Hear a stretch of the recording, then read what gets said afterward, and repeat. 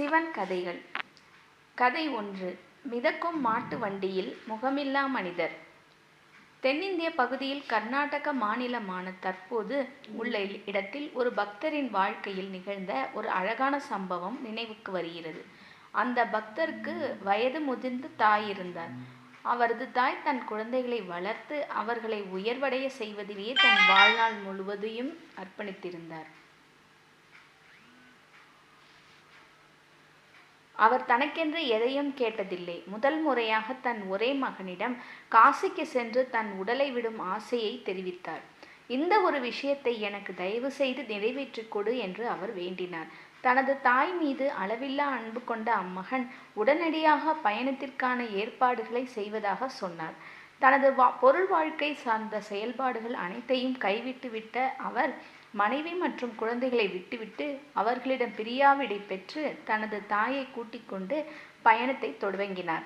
இந்தியாவின் தென் பகுதியில் காசிக்கு நடந்தே செல்ல இருவரும் முற்பட்டார்கள். அது ஒரு நீண்ட பயணம். பல வாரங்கள் கடந்த நிலையில் பயணக் களைப்பில் வயது முதிர்ந்த தாய் பலவீனமடைந்தார். அவரால் தொடர்ந்து நடக்க முடியவில்லை. ஆகவே அந்த பக்தர் தனது தாயை தோளில் தூக்கி கொண்டு நடக்க துவங்கினார். தனது முழு வளமும் தீரும் நிலையில் கூட நடந்து கொண்டிருந்த அவரிடம் தனது தாயின் ஆசையை என்ன விலை கொடுத்தாவது பூர்த்தி செய்துவிட வேண்டும் என்ற நினைப்பே இருந்தது.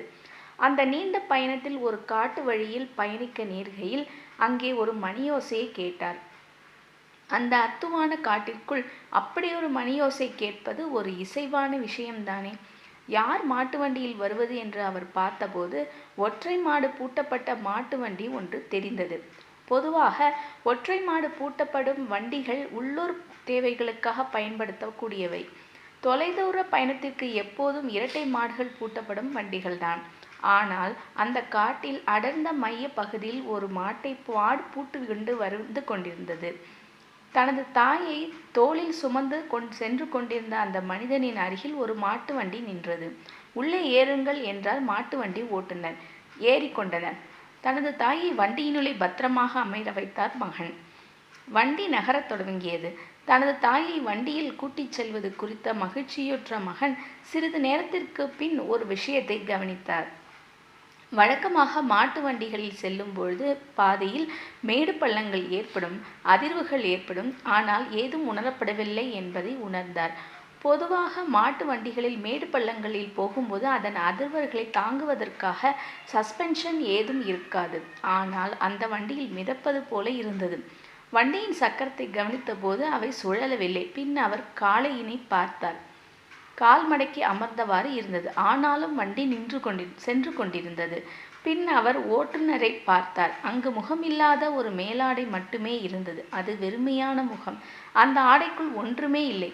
அவர் தனது தாயை பார்த்தார். அவர் பிரகாசமாய் ஜொலித்து கொண்டிருந்தார்.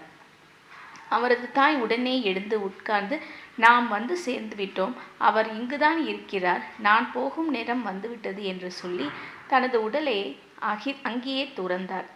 பொருள்நிலையுடன் யாரெல்லாம் ஆழமான அடையாளம் கொண்டு அந்த கட்டுப்பாட்டிற்குள் சிக்கியுள்ளார்களோ அவர்கள்தான் காலம், இடம் என்ற தனிமையில் சிக்கிக்கொள்கிறார்கள்.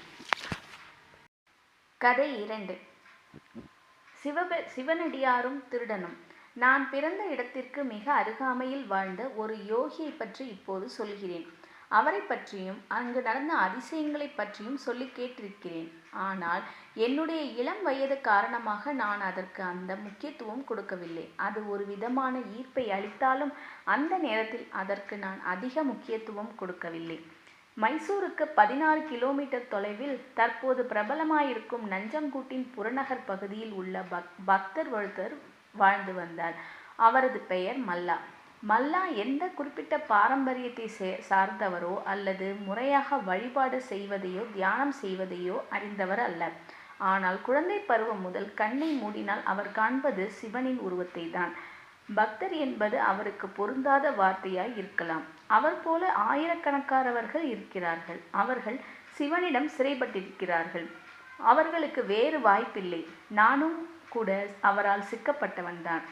நாங்கள் அவரை தேடியவர்கள் அல்ல, எதையும் தேடாத திமிரானவர்கள். ஆனால் அவரால் சிக்கப்படாதவர்கள்.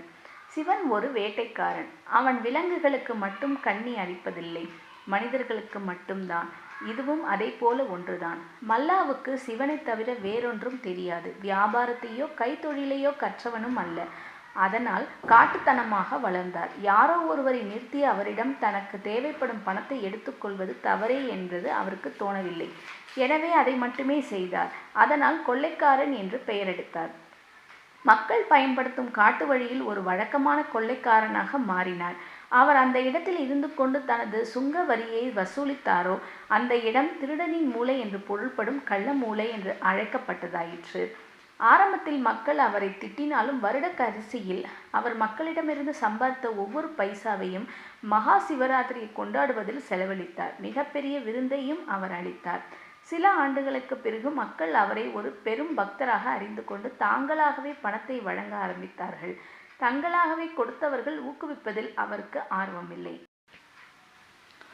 சில ஆண்டுகளுக்கு பிறகு அந்த வழியே வந்த சகோதரர்களான 2 யோகிகள் இவர் பெரும் பக்தனாகவும் அதே சமயம் கொள்ளைக்காரனாகவும் இருப்பதை கண்டார்கள்.